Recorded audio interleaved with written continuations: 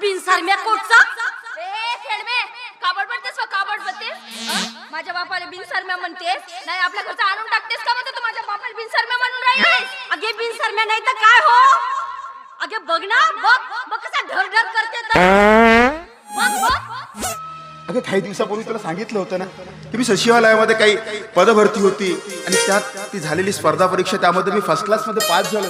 लवकरच माझी इंटरव्ह्यू आहे आणि एकदा का इंटरव्ह्यू झाली की तुझा हा माणूस चांगल्या पगाराच्या नोकरीला लागेल आणि एकदा का मला चांगल्या पगाराची नोकरी मिळाली नाही तर तुला अजिबात कष्ट करावं लागणार नाही आणि असल्या माणसाच्या सानिध्यात तर अजिबात राहावं लागणार नाही. आता आपण छोट्याशा शहरात एक छोटंसं घर बांधू आणि त्यात माझी आई अगदी सुखात असेल राणीसारखी.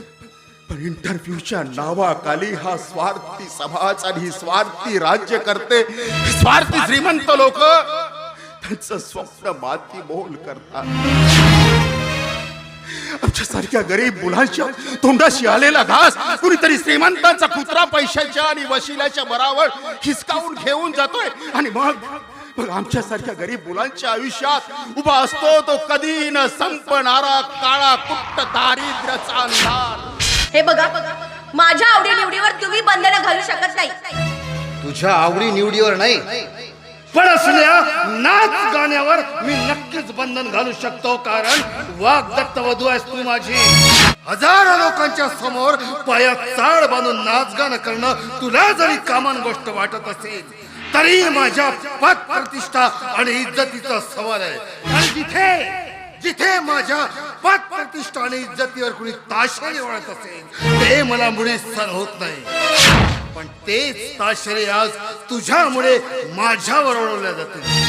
हजारो लोकांच्या समोर पायात चाळ बांधून नाच गाणे करणाऱ्या स्त्रीला या समाजामध्ये वारांगण असे म्हटले जाते. नाही प्रसाद पणशीकर तू मला असं ठुकरावून नाही जाऊ शकत कारण ज्या जागेवर तुझी फॅक्टरी उभी आहे ती जागा माझी आहे त्या मोहिनी मतदारची. त्यामुळे तुला माझ्याशीच लग्न करावं लागेल या मोहिनी मंदारशी. कारण मला जे हवं असतं ते मी मिळवल्याशिवाय राहत नाही आणि जे मला मिळत नाही ते मी मिटवल्याशिवाय राहत नाही. हा माझा वादा आहे या मोहिनी मंदारचा.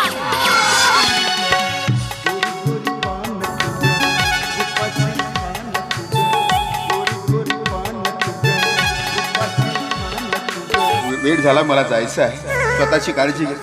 येतोय मी 1 वर्षात. पण येते तर नुसतं पोरं पोरी दिसून राहिले ना. मग मी का तुला कुठे घेऊ ना तुला गायला ढोरं दिसणार अरे अरे पण येते तर नुसतं लफडेवाले दिसत आहेत ना. तर आपण थिस करायला आलो ना आपण इथं लपडाच करायला आलो ना. सांगतो का हे जसा जसा करत तसा तसा पावाचा तसा तसाच आपणही करायचा. फळांनी पडते विश्वास नाही का आजवरी विश्वास होता पण आता नाही. चला घरामध्ये एवढी मोठी तेलाची विहीर खोदलं आणि हे अतिरेकी येऊनच नाही का स्फोट घडवून राहिले. म्हणून म्हणतो मामा हे तेलाची विहीर माझ्या स्वाधीन करून टाक म्हणजे तुझा टेन्शन संपला. शिकलो असतो तर बसतो असे खिशातून खस्स खस्स पैसे काढला असतात आणि मला कलेक्टर केला असतात.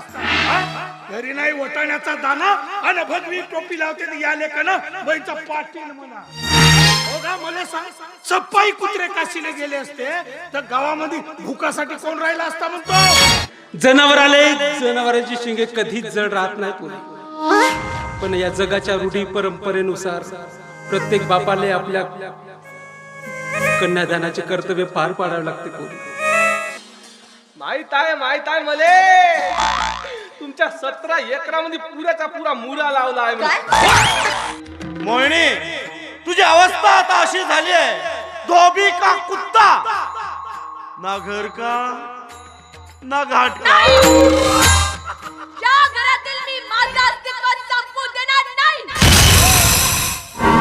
नाही मी त्या प्रसादचा सुख चैन बेचिराग केलं तर नावाची मोहिनी बदलणार नाही मी. तू त्यांचा सुख चेन बेचिराग करणार मग माझंही तुला आव्हान आहे.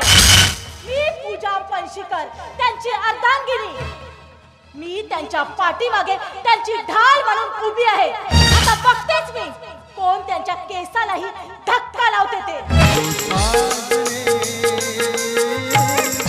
तुझ्यात हजू गुंतला